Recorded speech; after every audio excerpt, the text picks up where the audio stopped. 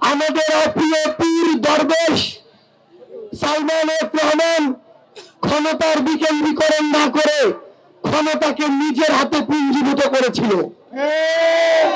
এই দরবেশ এই শাসনামলে যেখানে নবাবগঞ্জ এবং দোহার দুইটি আসনে বিভক্ত ছিল, দুইটি আসন হলে যেখানে ডবল উন্নতি হতো, সেখানে দুইটি আসনকে এই আমলে একটি আসনে পরিণত করেছিল।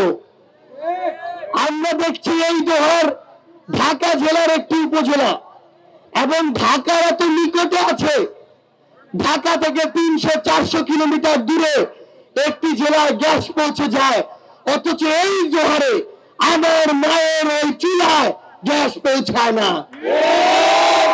এই দরবেশরা সিন্ডিকেট করে তাদের ভাগ বাটোয়ারা ঠিক মতো পায়নি দেখে আমাদের মায়ের চুলায় গ্যাস পৌঁছায়নি। এই দোহার নবাবগঞ্জের এক পার পদ্মার স্রোতে ভেঙে যাচ্ছে। এই দরবেশরা সেই টাকা লুটপাট করে নিজের পাঞ্জাবির ভিতর দিয়ে দেশের বাইরে পাচার করেছে।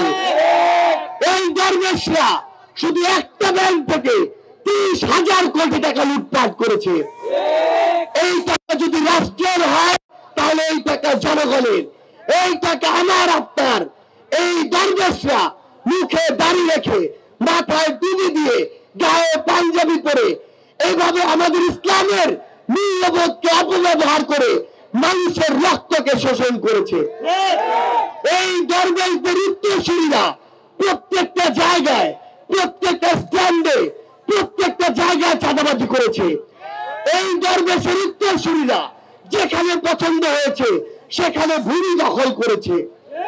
এই দরবেশের উত্তরসূরিরা যখন এই ইছামতি নদী থেকে শুরু করে বিভিন্ন নদী ড্রেজিংয়ের ব্যবস্থার জন্য বাজেট আসে, সেই বাজেটকে লুটপাট করে খেয়েছে। এই দরবেশের উত্তরসূরিরা যেখানে প্রয়োজন নেই সেখান থেকে বালু উত্তোলন করে নদীগুলোকে ধ্বংস করেছে।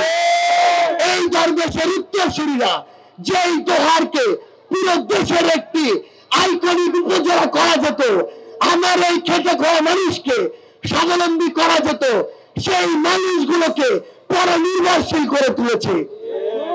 এই দরবেশরা তারা তাদের আত্মীয় স্বজন, বাবা, দাদা, চাচা, শালা, তাদের পকেট ভারী করেছে আমার শ্রমিক ভাইয়ের পকেট কেটে। আমরা আমাদের জায়গা থেকে শুধু আপনাদেরকে একটি কথাই বলি, এই 24-এর ছাত্র জনতার অভ্যুত্থানের পরে এই যে নতুন বাংলাদেশ হয়েছে, এখানে আর কোন দরবেশকে অন্য কোন রূপে সুযোগ দিবেন না।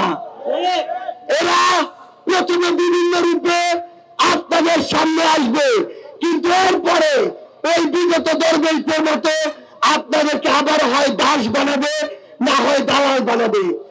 এরা আপনাদের মুখ বন্ধ করে রাখার চেষ্টা করবে। আমরা শুধু আমাদের জায়গা থেকে আপনাদেরকে একটি জিনিস বলি, আপনারা আজকে 100 জন হতে পারেন, 1000 জন হতে পারেন, কিন্তু আপনারা যদি সত্যের পথে থাকেন, যদি ন্যায়ের পথে থাকেন, আজকে থেকে 1 বছর পরে এই দোহারের মিছিলে আপনারা 1 লক্ষ জন হয়ে যাবেন। 24-এর অভ্যুত্থানের প্রথম দিন জন ছিল না, 5ই আগস্টে কোটি মানুষ ঢাকার রাজপথে নেমেছিল। আজ আপনারা 1000 হতে পারেন, আজ থেকে কিছুদিন পরে আপনারা লক্ষ মানুষ হবেন।